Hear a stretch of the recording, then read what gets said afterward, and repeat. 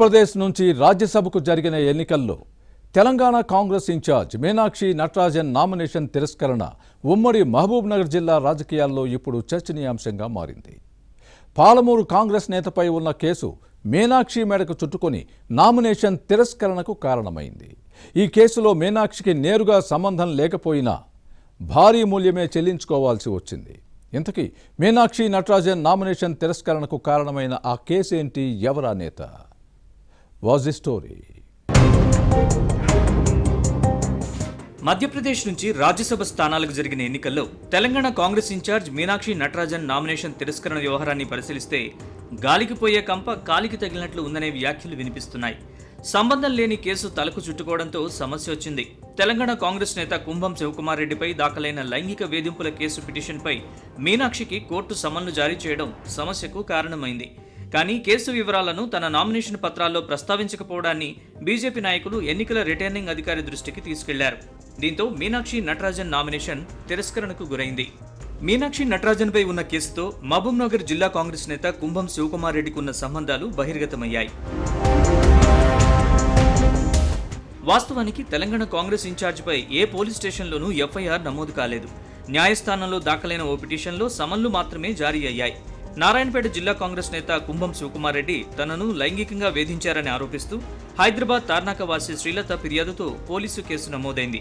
దీని ఆధారంగా కుంభం Shivakumar Reddy, Narayanpet MLA Chittam Parnika Reddy, TPCC అధ్యక్షుడు మహేష్ కుమార్ గౌడ్, మంత్రి వాకిటి శ్రీహరి, నారాయణపేట డీసీసీ అధ్యక్షుడు కె ప్రశాంత్, కాంగ్రెస్ నాయకుడు చిట్టం అభిజయ్ రెడ్డితో పాటు మీనాక్షి నటరాజన్పై చర్యలు తీసుకోవాలని హైదరాబాద్ 4 అదనపు చీఫ్ మెట్రోపాలిటన్ మ్యాజిస్ట్రేట్ కోర్టులో శ్రీలత పిటిషన్ దాఖలు చేశారు. నష్టపరిహారం కింద 10 కోట్ల రూపాయలు చెల్లించేలా ఆదేశించాలని కోరుతూ గతేడాది ఆగస్టు 28న కేసు వేశారు. తనని వేధించిన శివకుమార్ రెడ్డిపై 2022 మే 7న పంజాగుట్ట పోలీస్ స్టేషన్లో, 2023 జూన్ 28న బెంగళూరులో కేసులు నమోదయ్యాయి. శివకుమార్ రెడ్డిని అరెస్ట్ చేయాలంటూ పంజాగుట్ట పోలీస్ స్టేషన్ దగ్గర అప్పట్లో శ్రీలత నిరసన వ్యక్తం చేయడంతో నారాయణపేట జిల్లా కమిటీ అధ్యక్ష పదవికి రాజీనామా చేశారు. అతడిపై చర్యలు తీసుకోవాలని కాంగ్రెస్ పార్టీ అధిష్టానానికి ఫిర్యాదు చేసినా పట్టించుకోలేదు. మీనాక్షి నటరాజన్ దృష్టికి తీసుకెళ్లడంతో శివకుమార్ రెడ్డిని పార్టీ నుంచి సస్పెండ్ చేశామని చెప్పారు. కానీ ఆదేశాల కాపీ అడిగితే స్పందించలేదని శ్రీలత తన పిటిషన్లో ప్రస్తావించారు. అప్పట్లో శ్రీలత మహిళా సంఘాల నాయకులతో కలిసి నారాయణపేటలో ధర్నాలు చేసిన విషయాన్ని ప్రస్తావించుకోవాలి. ఆ సమయంలో బీఆర్ఎస్ ప్రభుత్వం అధికారంలో ఉండడంతో కుంభం శివకుమార్ రెడ్డికి ఇబ్బందులు తప్పలేదు.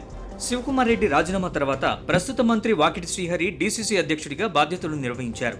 ఎన్నికల్లో పోటీ చేసే అవకాశం లేకపోవడంతో శివకుమార్ రెడ్డి తన మేనకోడలు చిట్టం పర్ణికారెడ్డిని పోటీ చేయించి గెలిపించుకున్నారు.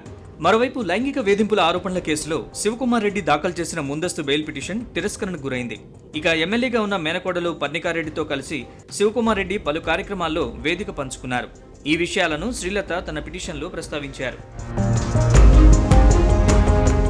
ఇక శివకుమార్ రెడ్డి వ్యవహారాన్ని మీనాక్షి నటరాజన్కి ముందు తెలంగాణ కాంగ్రెస్ ఇన్ఛార్జిగా పనిచేసిన దీపాదాస్ మున్షి దృష్టికి తీసుకెళ్లారు శ్రీలత. దీంతో ఎమ్మెల్యే పర్ణికారెడ్డితో పాటు శివకుమార్ రెడ్డిని గాంధీభవన్కు పిలిపించారని, అప్పుడు మహేష్ కుమార్ గౌడ్ ఉన్నారని శ్రీలత తన పిటిషన్లో ప్రస్తావించారు. తనని లైంగికంగా వేధించిన శివకుమార్ రెడ్డిపై కాంగ్రెస్ నేతలు చర్యలు తీసుకోలేదన్న విషయాన్ని న్యాయస్థానం దృష్టికి తీసుకెళ్లారు. దీనిపై మీనాక్షి నటరాజన్కు కోర్టు సమన్లు జారీ అయ్యాయి. దీంతోనే మధ్యప్రదేశ్ నుంచి రాజ్యసభ ఎన్నికలకు మీనాక్షి దాఖలు చేసిన నామినేషన్లో ఈ విషయాన్ని ప్రస్తావించలేదని బీజేపీ నేతలు రిటర్నింగ్ అధికారికి ఫిర్యాదు చేయడంతో తిరస్కరణకు గురైంది. దీంతో నష్టం జరిగింది. మీనాక్షి నామినేషన్ తిరస్కరణకు ఉమ్మడి మహబూబ్నగర్ జిల్లాతో ఉన్న లింకులు చర్చనీయాంశంగా మారాయి.